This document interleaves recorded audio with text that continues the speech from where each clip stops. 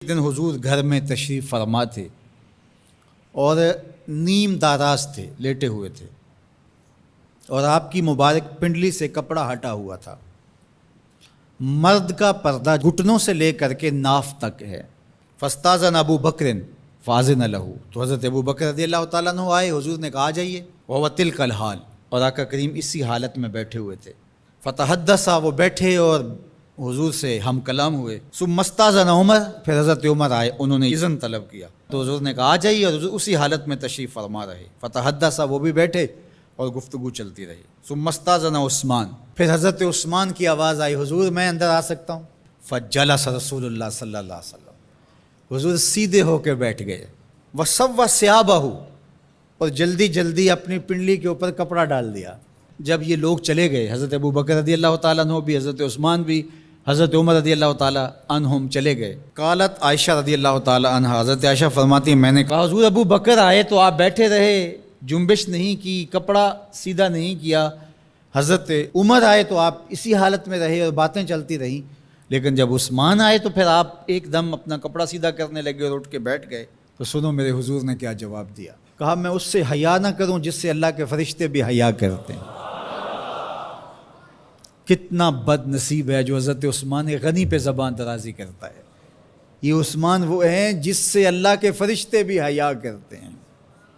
اللہ اکبر، یہ عظمت حضرت عثمان غنی رضی اللہ تعالیٰ عنہ۔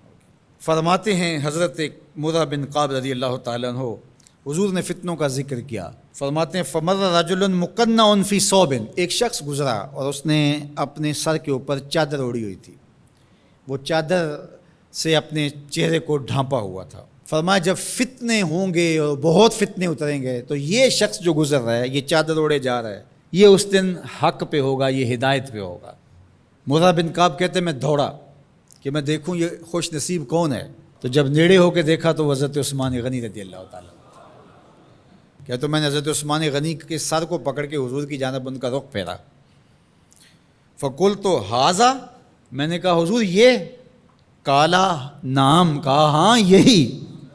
حضور نے حضرت عثمان غنی رضی اللہ تعالیٰ عنہ کی طرف اشارہ کر کے کہا جب فتنے بہت زیادہ ہو جائیں گے تو یہ شخص اس فتنوں کے زمانے میں مظلوماً شہید کیا جائے گا۔ تو حضرت عثمان غنی رضی اللہ تعالیٰ عنہ پر 40 دن تک پانی بن رہا، اپنے گھر میں معصور ہو کے رہ گئے، سخت اذیتیں کاٹیں۔ شہادت سے قبل آپ کی مبارک داڑھی کھینچی گئی، آپ کو اذیت پہنچائی گئی، اور آپ کی اہلیہ کے سامنے حضرت عثمان غنی رضی اللہ تعالیٰ عنہ کو شہید کیا گیا۔ تو حضرت عثمان غنی رضی اللہ تعالیٰ عنہ حضور علیہ السلام کے پیارے صحابی ہیں۔ حضور کی 2 صاحبزادیاں یکے بعد دیگر حضرت عثمان غنی رضی اللہ تعالیٰ عنہ کے نکاح میں آئیں۔ آپ کے بہت سارے نمایاں وصف ہیں جن میں حضور کا 2 مرتبہ داماد بننا، اور پھر فرمایا اگر میری اور بھی صاحبزادیاں ہوتی تو میں عثمان سے نکاح کر دیتا، اور پھر ذوالہجرتین 2 ہجرتیں حبشہ کی جانب اور مدینہ المنورہ کی جانب، پھر شہادت کا اعزاز، اولین مسلمانوں میں ان کا شمار ہے، 10 مبشرہ میں ان کا شمار ہے، 4 خلفائے راشدین کے اندر ان کا 3را نمبر ہے۔ جمع قرآن اور نشر قرآن کی سعادت اللہ نے ان کے حصے میں رکھی۔ آپ کے اوصاف میں سے 2 وصف بہت نمایاں ہیں، ایک تو آپ کا سخی ہونا، دوسرا آپ کا وصف نمایاں حیا تھا۔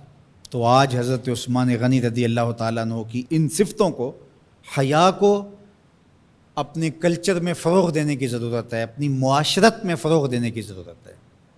ایک مرد ہو کے اتنا حیا دار، تو پھر عورت ہو کر حیا کی چادر پھاڑ دے اور وہ اس کو آزادی کا نام دے، تو اس سے وہ نسوانیت کا نور رخصت ہو گیا۔ اقبال نے کہا تھا جس علم کی تاثیر سے زن ہوتی ہے نازن، کہتے ہیں اسی علم کو ارباب نظر موت۔ تو حضرت عثمان غنی رضی اللہ تعالیٰ عنہ حیا اور سخاوت کے بہرے بے کراں تھے۔ بزرگوں کی سیرت اس لیے بیان کی جاتی ہے کہ ان کے نقوش پا کو اختیار کرنے کا جذبہ پیدا ہو۔ ان کا ذکر کرنا اس امت پر قرض ہے، اور ان کی محبت اور ان کا پیار اس امت کے رگ و ریشہ کے اندر محو نفوذ ہونا چاہیے۔